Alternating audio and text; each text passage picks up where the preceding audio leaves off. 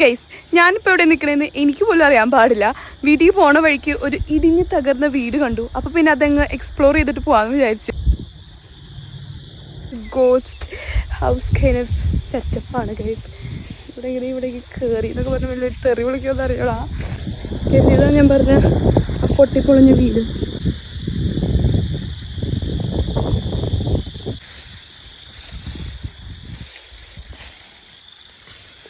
അപ്പം ഇങ്ങനെ പൊട്ടിയെടുക്കണ റൂഫും ബേസ്മെൻറ്റും ഒക്കെ.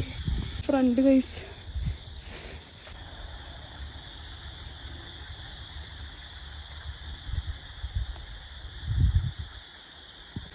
ഇതാണ് ഇതിൻ്റെ ഫ്രണ്ട് ഡോർ.